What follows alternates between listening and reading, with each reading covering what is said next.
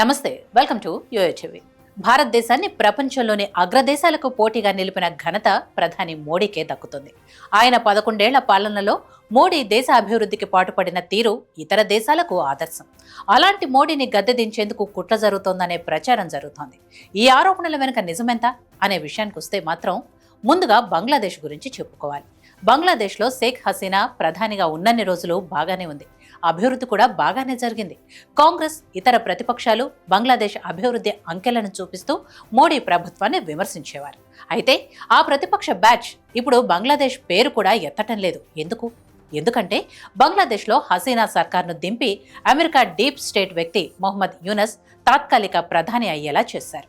ఇందుకు కారణం హసీనా బంగ్లా ప్రయోజనాలను మాత్రమే చూసుకునేది.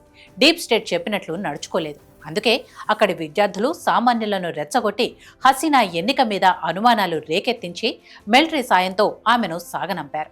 ఆ తర్వాత మొహమ్మద్ యూనస్ తాత్కాలిక పరిపాలన చేస్తున్నారు.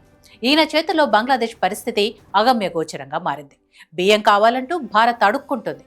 ఇందుకు కారణం కేవలం డీప్ స్టేట్. ఇక్కడ అందరూ గమనించాల్సిన విషయం ఒకటి ఉంది. బంగ్లాదేశ్లో హసీనా ప్రభుత్వాన్ని పడగొట్టేందుకు ఎన్నికలు పారదర్శకంగా జరగలేదని చెప్పి ఆమెను ప్రజల చేతనే దేశాన్ని వదిలి వెళ్లేలా చేశారు. సేమ్ మన భారత్లో కూడా 2024 సార్వత్రిక ఎన్నికల్లో మోడీని అధికారంలోకి రాకుండా ఎన్ని ప్రయత్నాలు చేయాలో అన్నీ చేశారు. వీడియోలు మార్ఫింగ్, ఫేక్ మాటలు సృష్టించారు. కానీ ప్రజలు మోడీని నమ్మారు. ఎన్డీఏకు మెజార్టీ సీట్లు కట్టబెట్టారు. మూడోసారి కూడా మోడీ ప్రధాని అయ్యారు. ఇదే ఎలక్షన్ కమిషన్ మరియు అది తయారు చేసిన ఓటర్ల జాబితాను ఉపయోగించే 2024 లోక్సభ ఎన్నికలు జరిగాయి. అయినా మోడీ ఓటర్ల జాబితా మరియు తనకు అనుకూలంగా ఈసీని ఉపయోగించుకొని కూడా సింపుల్ మెజార్టీని కూడా సాధించలేకపోయారు. ఇదే ఎన్నికల కమిషన్ ఆధ్వర్యంలోనే బెంగాల్, జార్ఖండ్, తెలంగాణ, పంజాబ్, కర్ణాటక వంటి రాష్ట్రాల్లో కాంగ్రెస్ పార్టీ విజయం సాధించింది. ఎన్నికల్లో గెలిచినప్పుడు ఎలాంటి అనుమానాలు వ్యక్తం చేయని కాంగ్రెస్ ఓడిన ప్రతిసారి ఈవీఎంలను తప్పుపట్టడం, లేకపోతే ఎన్నికల సంఘాన్ని తప్పుపట్టడం చేస్తోంది. ఈవీఎంల మీద తీర్పు సమయంలో కూడా సుప్రీం ఇదే అభిప్రాయాన్ని వ్యక్తం చేస్తుంది. హర్యానా, మహారాష్ట్ర ఎన్నికల్లో ఓడిపోయే ముందు ఈవీఎంల మీద తీవ్ర ఆరోపణలు చేసిన కాంగ్రెస్ మరోసారి బీహార్, తమిళనాడు, పశ్చిమ బెంగాల్, అస్సాం, పుదుచ్చేరి రాష్ట్రాల్లో ఎన్నికలు జరగబోతున్నాయి. ఇలాంటి సమయంలో రాహుల్ గాంధీ మరోసారి ఈవీఎంలపై ఆరోపణలు చేస్తున్నారు. మరి తెలంగాణ, కర్ణాటక, జార్ఖండ్లో ఇదే ఈసీ ఎన్నికలు నిర్వహించింది. దీన్ని రాహుల్ ఎలా మర్చిపోయారంటూ బీజేపీ నాయకులు ప్రశ్నిస్తున్నారు. ఈ ఫేక్ ఓట్లు అనేది సర్వసాధారణం.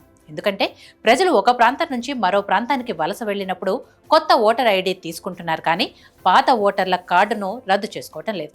అలాగే రాజకీయ పార్టీలు బూత్ లెవెల్ వరకు తమకు కార్యకర్తలున్నా వీరంతా కూడా కొత్త ఓటర్ల నమోదుపై దృష్టి సారిస్తారు. కానీ చనిపోయిన వారి ఓట్లు, డూప్లికేట్ ఓట్లు తీయించడంపై ఫోకస్ పెట్టరు. అయితే రాష్ట్రాల సరిహద్దు ప్రాంతాల్లో నివసించేవారు 2 రాష్ట్రాల్లో ఓటర్ కార్డును తీసుకుంటున్నారు. అలాగే ప్రైవేటు, ప్రభుత్వ ఉద్యోగులు బదిలీలపై తిరుగుతుంటారు. ఇలాంటి పరిణామాల నేపథ్యంలో దేశంలో ఉన్న 97 కోట్ల మంది ఓటర్ల జాబితాను ప్రతి ఇంటింటికి తిరిగి ప్రక్షాళన చేయటం అంత సులువైన పని కాదు.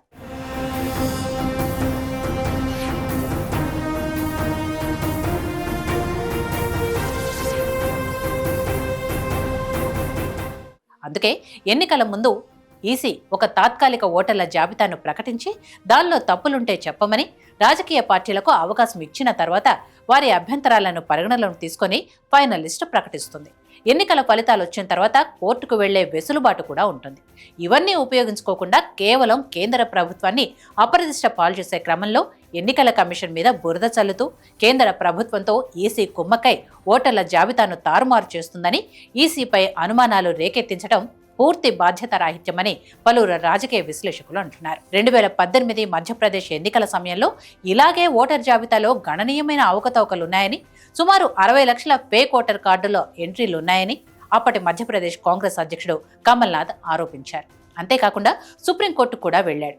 పిటిషన్లో ప్రతి అసెంబ్లీ నియోజకవర్గంలో కనీసం 10% యాదృచ్ఛికంగా ఏర్పాటు చేసిన పోలీస్ స్టేషన్లో వీవీప్యాట్ల నిర్వహణను ధృవీకరించాలని ఈసీఐకు ఆదేశాలు జారీ చేయాలి. అలాగే 2018 జూలై 31న ప్రచురించిన డ్రాఫ్ట్ ఓటర్ జాబితాను పేర్లు వెతుక్కునేందుకు వీలుగా జాబితాను పీడీఎఫ్ ఫార్మాట్లో అందించాలని ఈసీఐకు ఆదేశాలు ఇవ్వాలని పేర్కొన్నారు కమల్నాథ్.